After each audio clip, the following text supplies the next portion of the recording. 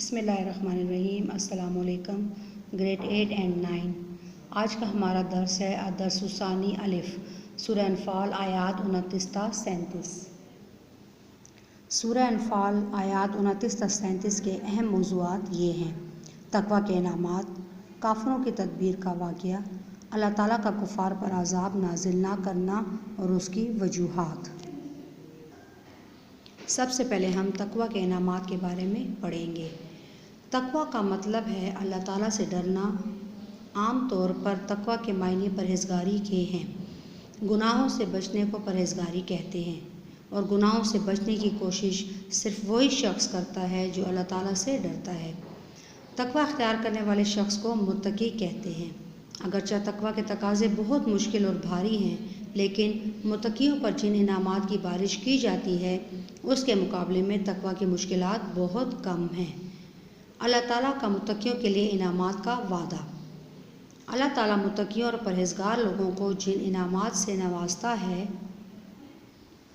وہ بے شمار ہیں۔ اس آیت میں ان کا بیان ہے: اے مومنو، اگر تم اللہ تعالیٰ سے ڈرتے رہو گے تو اللہ تعالیٰ تم میں حق و باطل کی تمیز پیدا کر دے گا، اور وہ ڈھانپ لے گا تم سے تمہارے گناہ اور بخش دے گا، اور اللہ تعالیٰ بڑے فضل والا ہے۔ اس آیت میں مومن لوگوں کے لیے 3 انعامات کا ذکر ہے۔ پہلا انعام ہے نعمت فرقان، یعنی حق و باطل میں فرق کرنے کی صفت یا خوبی۔ حق و باطل میں فرق کرنے کی قوت کو فرقان کہتے ہیں، یعنی متقی کو حق و باطل میں تمیز کرنے والی ایک قلبی بصیرت عطا فرما دی جاتی ہے۔ نعمت فرقان ایک عظیم نعمت ہے۔ انسان اکثر گناہ لا علمی اور کم عقلی کی وجہ سے کر جاتا ہے، جن سے نقصان اٹھاتا ہے، مگر متقی کے پاس ایک ایسی ٹارچ، روشنی اور کسوٹی ہوتی ہے کہ وہ ہر قدم دیکھ کر اٹھاتا ہے اور ہر کام رضائے الہی کے مطابق کرتا ہے۔ پھر آ جاتا ہے ہمارے پاس دوسرا انعام، وہ ہے ستر عیوب، یعنی کہ عیبوں کی پردہ پوشی۔ پرہیزگاروں پر دوسرا انعام یہ کیا جائے گا کہ ان کے گناہوں کو چھپا دیا جائے گا تاکہ کسی کی نگاہ اس پر نہ پڑے۔ اللہ تعالیٰ کا پرہیزگاروں پر کتنا کرم ہے کہ عالم غفلت میں ان سے جو گناہ سرزد ہو جاتے ہیں ان کو وہ اپنی کرم کی چادر سے ڈھانپ لیتا ہے اور کسی کو اس کی خبر نہیں ہوتی۔ تیسرا انعام ہے مغفرت، یعنی بخشش۔ تیسرا بڑا انعام یہ ہے کہ متقی لوگوں سے نادانستگی میں چھوٹے بڑے گناہ ہو گئے ہوں تو ان کو معاف کر کے انہیں بخش دیا جائے گا۔ بخشش ایک ایسا انعام ہے جو صرف ایک انعام نہیں بلکہ صرف اور صرف رحمت خداوندی سے ملے گی۔ روایت میں ہے کہ قیامت کے دن اللہ تعالیٰ ایک ایسے بندے کو اٹھائے گا کہ اس کے اعمال نامے میں کوئی گناہ نہ ہوگا۔ اللہ تعالیٰ اسے فرمائے گا کہ کیا تجھے تیرے اعمال کی جزا دی جائے یا اپنے انعام کے مطابق ثواب دوں؟ تو وہ شخص عرض کرے گا کہ میری نیکی کی جزا مجھے عطا کی جائے۔ اللہ تعالیٰ فرمائے گا کہ اس بندے کی نیکیوں کا مقابلہ میری نعمتوں سے کیا جائے، تو کوئی نیکی ایسی نہیں بچے گی جس کے مقابلے میں کوئی نعمت نہ دی گئی ہو۔ مجبور ہو کر وہ بندہ عرض کرے گا: اے میرے پروردگار، مجھے اپنی رحمت سے بخش دے۔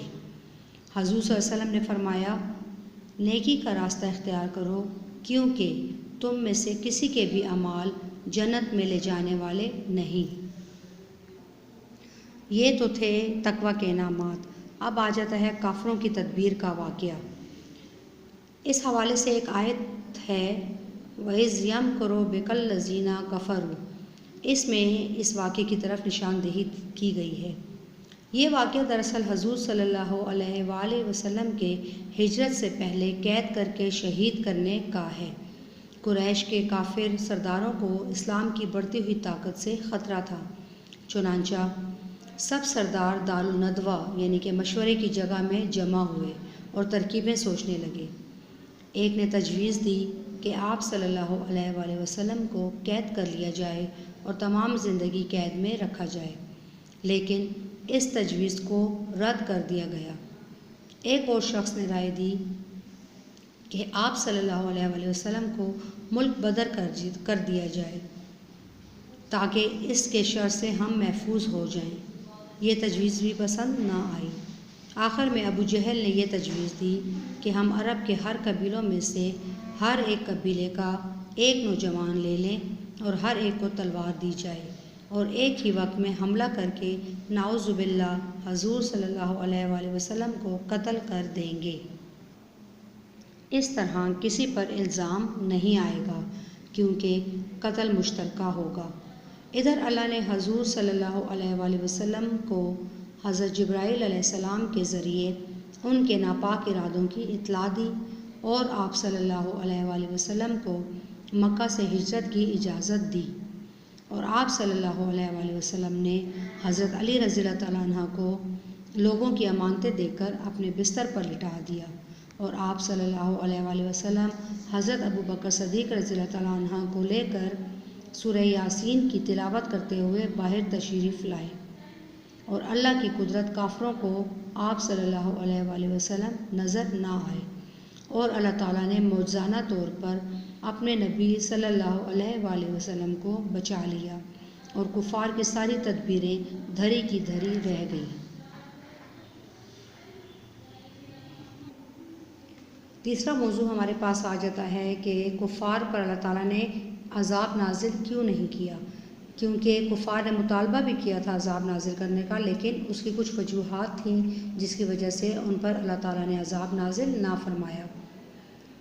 تاریخ گواہ ہے کہ کفار مکہ نے طویل عرصے تک مسلمانوں پر ظلم و ستم کیا، یہاں تک کہ حضور صلی اللہ علیہ وآلہ وسلم کو بھی معاف نہ کیا، ان کے ساتھ زیادتیاں کرتے رہے اور ہتک آمیز زبان استعمال کرتے رہے۔ جب ان کے سامنے قرآنی آیات پڑھ کر سنائی جاتی تو انہیں جھٹلاتے اور کہتے کہ یہ کلام الہی نہیں ہے، پرانے قصے کہانیاں ہیں۔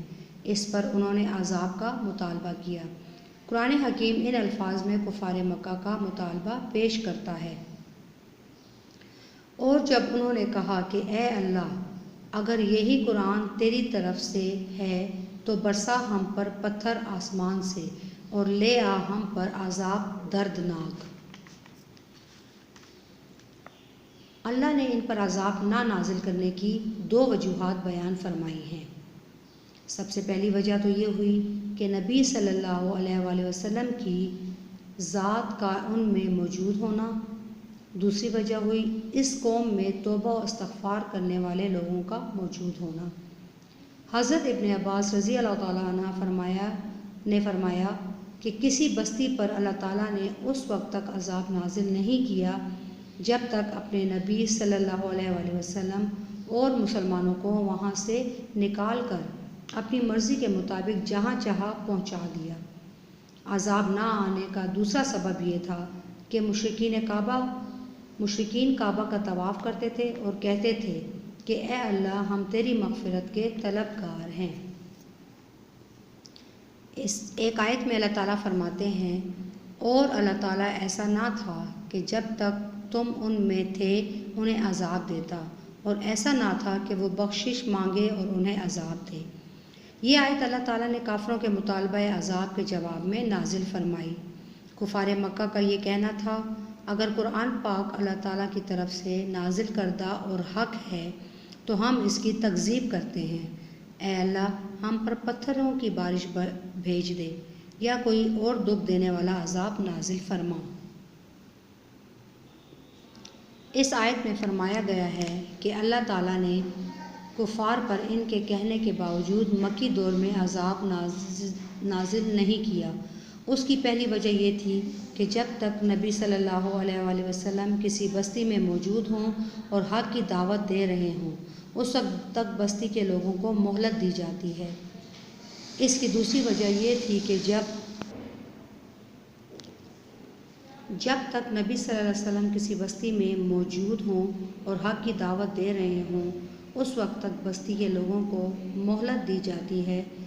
اس کی دوسری وجہ یہ تھی کہ جب تک بستی میں ایسے لوگ موجود ہوں جو اللہ تعالیٰ سے اپنے ساتھ گناہوں سے توبہ کر کے معافی کے خواہش مند ہوں۔ البتہ عذاب کا اصلی وقت وہ ہوتا ہے جب نبی صلی اللہ علیہ وآلہ وسلم ان لوگوں سے مایوس ہو کر وہاں سے نکل جائیں یا نکال دیے جائیں۔ ایک آیت میں اللہ تعالیٰ فرماتے ہیں: بے شک جو لوگ کافر ہیں اپنا مال خرچ کرتے ہیں کہ لوگوں کو اللہ تعالیٰ کے راستے سے روکیں، سو ابھی اور خرچ کریں گے، مگر آخر وہ خرچ کرنا ان کے لیے موجب افسوس ہوگا اور وہ مغلوب ہو جائیں گے۔ جنگ بدر میں مشرکین مکہ کے 12 سرداروں نے لشکر کے ایک ایک دن کا مکمل خرچہ برداشت کیا، اور جب ان کو شکست ہوئی تو انہیں بڑے صدمے اور حسرت کا سامنا کرنا پڑا۔ انہوں نے اس واقعے سے عبرت حاصل کرنے کے بجائے جنگ بدر کے بعد فیصلہ کیا کہ ابو سفیان کا تجارتی قافلہ جتنا مال کما کر لایا ہے اسے مسلمانوں کو ختم کرنے پر خرچ کر دیا جائے گا۔ لیکن اللہ نے اسلام اور مسلمانوں کو غلبہ عطا فرمایا اور کافروں کو سوائے حسرت اور افسوس کے کچھ حاصل نہ ہوا۔ عزیز طلباء و طالبات، امید ہے اس درس کو آپ نے اچھی طرح سمجھ لیا ہوگا اور اس کو اپنے ساتھ پڑھیں، گھر میں بغور پڑھیں اور سمجھیں۔ اس درس کے نوٹ آپ کو اسکول سے فراہم کر دیے جائیں گے۔